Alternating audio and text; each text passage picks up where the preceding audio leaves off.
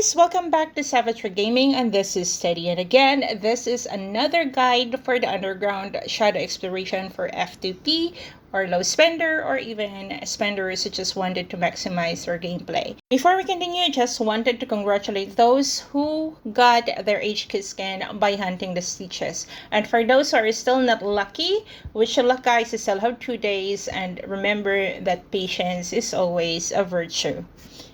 First habit is to make sure that before you log off to your game or go to work or go to bed, make sure that you use your oxygen tank as well as your research points, because these two, even the raid pass generates over time, and of course if you're going to deplete that before you leave, by the time you get back you have enough tanks to use again. Second habit, learn to know your tiles or your infected tiles. These are the tiles that you usually march on, and there are two types of that. The first one, which is very common, is the leak poisonous fog, and then the second one is a toxic mist. The toxic mist usually drops more cell samples and research points, and you can also maximize or increase the amount that you can get by getting that buff that enhances under your tag. Regardless of the battle power of the tile of the infected or the mob, or the amount of infected that you are going to kill, you are still going to get the same amount of rewards unless you are doing the last hit on that tile, or you are having a suppression buff. For the floors with only leak poisonous fog tiles, instead of attacking the tiles, go or challenge the little monsters instead, so that you will get more cell samples by challenging the little monsters instead of attacking the leak poisonous fog tiles. Next habit, for the tiles that look like anthills, that allows you to either exchange it with cell samples or attack the infected or challenge it, make sure to check out the probability of your win, and make sure that you always have at least 60%, because chances are if you are going to use 50 or 55, chances you're not going to win that. You don't need to rush to do these challenges, because you can always go back to that guys. Every time a floor is open, those things are still there and you can always go back. The next habit is learn to know your monsters. I am talking about the monsters that you need to challenge, especially the small ones, and then the big one that you need to kill before you can go to the next floor. Remember that the amount of cell samples, or the rewards rather, that you are going to get from the challenges is dependent on the amount of damage that you've done on that challenge. Aside from the stats of the player, of course, we play differently and we have different builds. The other factors that you need to consider in doing the higher damage for the challenges includes the type of monsters, the heroes or the squad that you are going to use, and then the third but not the least will be the gameplay strategy, or how you are going to place your infantry while you are playing it, be it on a manual or if you're going to do it in auto mode.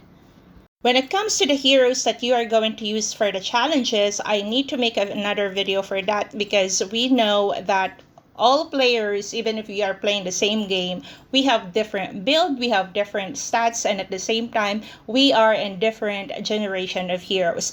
But my number one MVP for every challenges like this, I always set Mike as my first hero, and for the other heroes, I'd change it dependent on what type of monsters I am going to hit.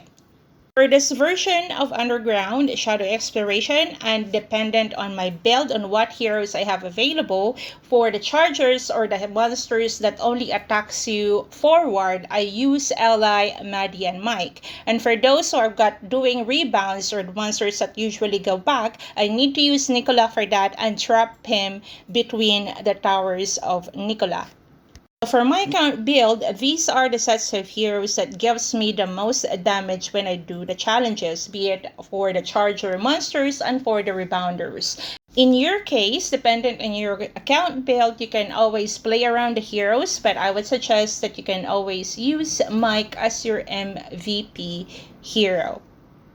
Next habit, if you are running out of oxygen tank and you are saving it for the next floor, make sure that you hit that main monster, the biggest monster that unlocks the next floor 2 or 3 times, so that is when you are going to get the most cell samples as well as the research points. Last but not the least, when or how are you going to use your raid pass? So a lot of you are asking if when is the ideal time that you are going to use your raid pass. My answer is not today, guys, or not until you max out your tech. So to unlock or use your raid pass, you need to reach a certain amount of cell samples collected for you to unlock that feature.